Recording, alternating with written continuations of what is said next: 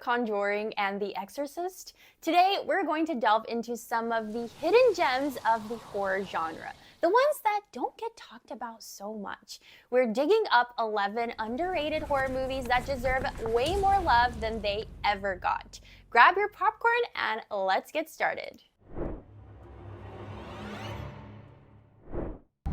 Hey, wait. We gotta try it. Try what? Calling the empty man. Who's the empty man? At number 11, directed by David Pryor, The Empty Man is a psychological horror film based loosely on Cullen Bunn's Boom Studios graphic novel. The movie follows James LaSombra, a former cop with his baggage of personal tragedies, investigating the disappearance of a teenage girl in a small Midwestern town. During his investigation, he stumbles upon a dangerous cult that is linked to a sinister entity known as the Empty Man. The legend of the Empty Man suggests that if you blow into an empty bottle on a bridge while focusing on the entity in your mind, the Empty Man will come for you. You will begin to see him and hear him more and more until the third night, when he'll finally take you. The movie blends urban legend, existential horror, and detective mystery, and what begins as a simple missing persons case spirals into a disturbing exploration of cult, demonic possession, and horror, all presented to you with beautiful direction and cinematography, with one of the greatest cold opens you could ever have in a horror movie. The Empty Man was filmed in 2017 and got a little sidelined in the Disney-Fox merger, and then got a limited release during the early days of the pandemic. It sure deserved much more love than that. 11 micro-budget gems that hit harder than studios. Directed by Toby Wilkins, Splinter has a wonderful cast of Jill Wagner, Shea Whigham, and Paulo Costanzo, among others. It is a fantastic, low-budget, 90-minute indie horror film that serves you good suspense, solid scares, and some wonderfully nasty visuals, all in a unique setting within the confines of a remote rural gas station. Oh, sorry, I didn't. The story is about a couple who are carjacked by an escaped convict and his girlfriend, and taken to a nearby gas station and encounter a horde of terrifying parasitic creatures along the way, turning it into a desperate fight for survival. Splinter delivers an intense survival horror experience that stands out for its creativity and execution.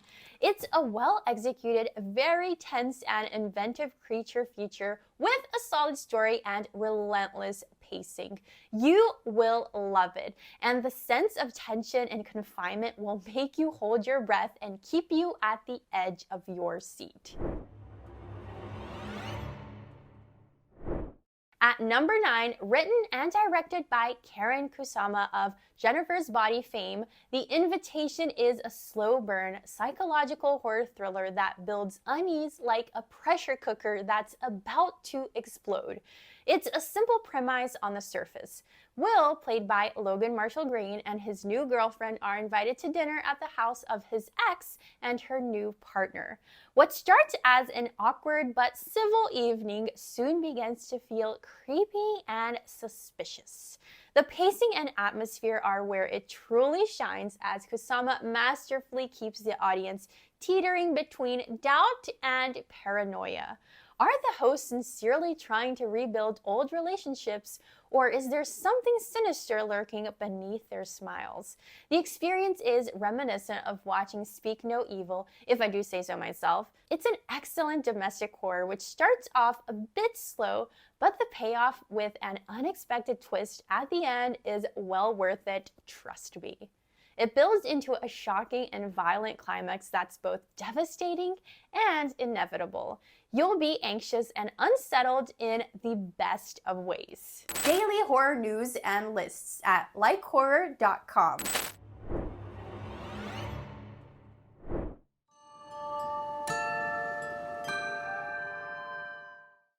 At number 8, we have The Night House. Rebecca Hall is the star of the movie as she delivers a powerhouse performance in this chilling, intensely uneasy, and well-written psychological horror film that blurs the line between grief and the supernatural. Directed by David Bruckner, who is known for several other horror features like The Ritual and Hulu's Hellraiser. The Night House is about a grieving widow who, after her husband's sudden suicide, goes back to their lakeside house to mourn. Alone in the remote house, she starts to experience strange visions and begins to unearth disturbing secrets about her husband's life that suggests that his death was only the beginning of the nightmare. Rebecca Hall is great as Beth and makes the movie what it is with her performance. The other great thing about The Night House is the focus on atmosphere and emotion, which make it a great addition to horror movies focused around grief. It has some genuinely terrifying scares. The film is purposefully meandering and does it very well by toying with perception, using disorientating architecture, shadowy illusions, and mirror imagery. It plants a wonderful sense of doubt and unease where the audience is forced to question whether Beth is being haunted by her husband's ghost or simply unraveling under her grief and loss.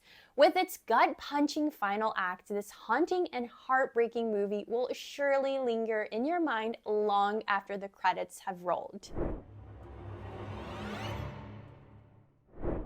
Next up at number 7 is a 2015 minimalist psychological horror film, They Look Like People, shot, edited, written, produced, and directed by Perry Blackshear.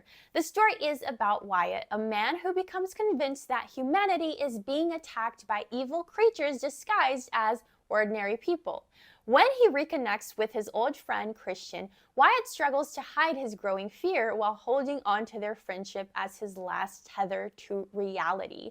What makes this film noteworthy is its stripped-down style. It does not cheapen the horror by elaborate effects or jump scares. It's a well-written film that builds the eerie atmosphere with carefully crafted unease, leaning on silences, unsettling glances, and long pauses that feel like a ticking time bomb, resulting in some genuinely uncomfortable and unsettling moments that keep you guessing till the end as you are pulled into Wyatt's unstable mindset, constantly questioning whether his fears are real or just delusions created by his unwell mind.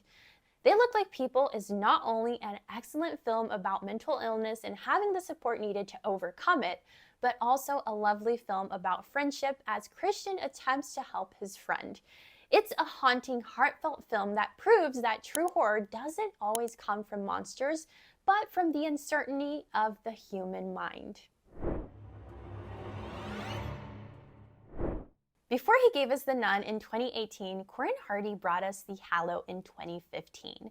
Written and directed by Hardy, The Hallow is a dark and engaging Irish folk horror film that digs its claws into age-old myths and doesn't let go.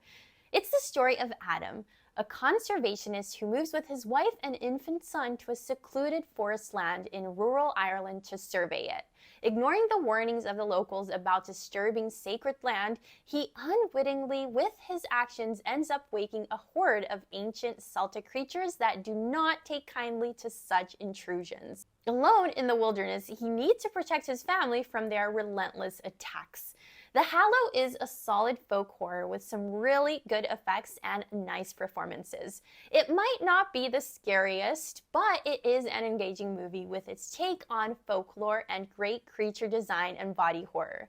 These folklore creatures are not cute, whimsical beings, but primal forces of nature, hostile to human trespass. You might find yourself being pleasantly surprised by the suspense and the intensity of the film. Well worth the watch.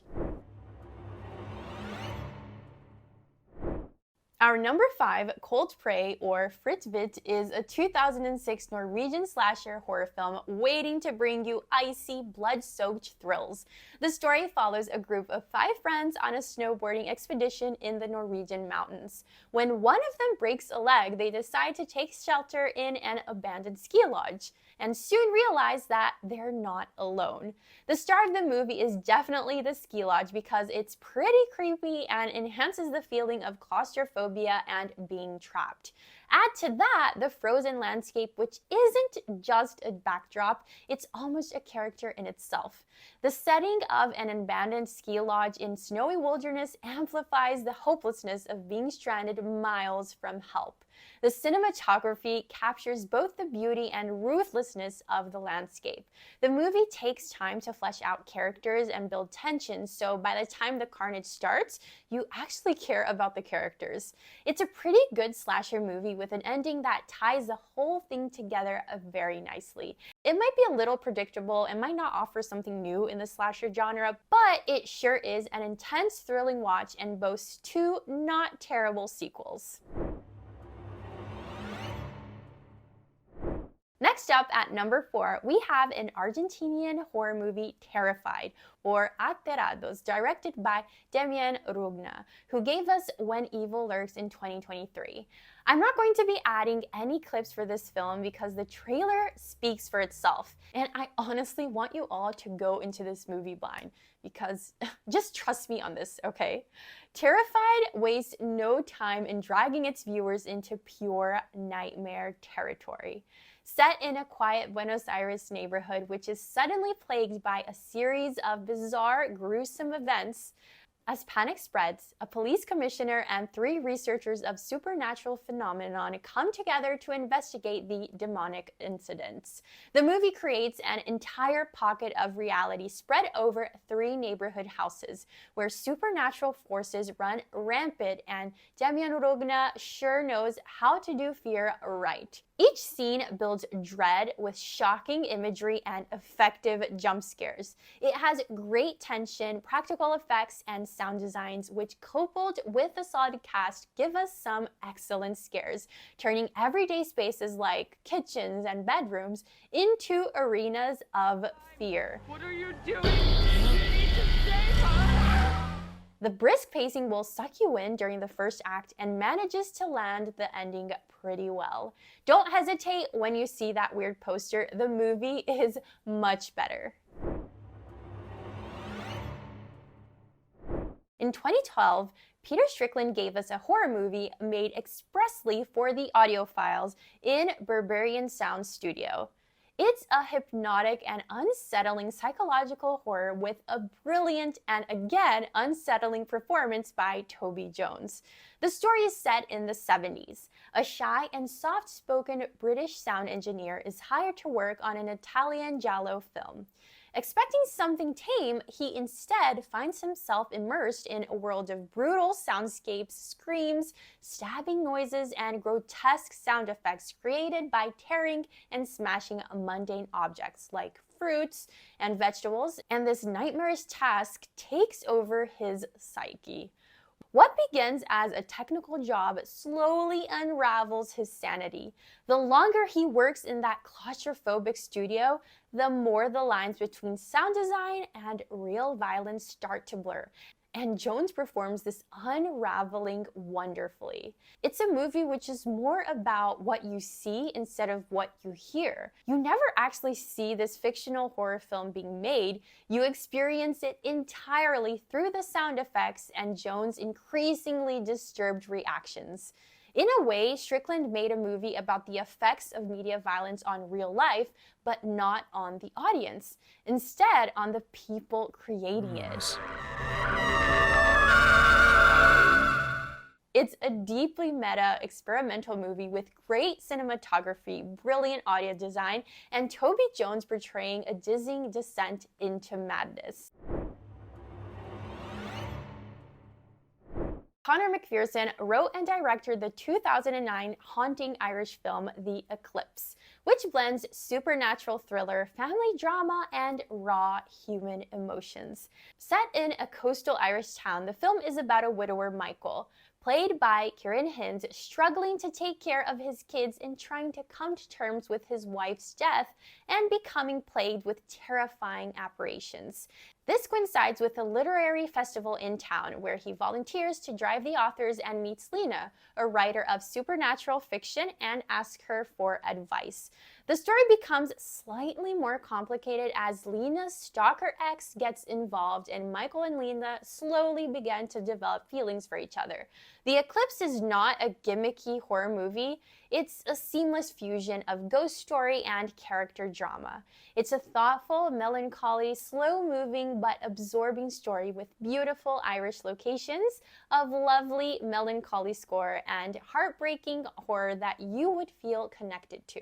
The horror sequences are sparse but brutally effective, yet the true strength of the movie lies in exploration of grief, loneliness, and possibility of moving on.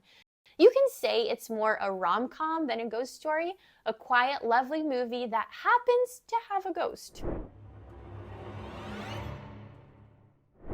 Our number one pick might just be the scariest fake documentary ever made. Written and directed by Joel Anderson and presented as a documentary, Lake Mungo is a chilling, quietly devastating story of a family in rural Australia after the sudden drowning of their 16-year-old daughter, Alice.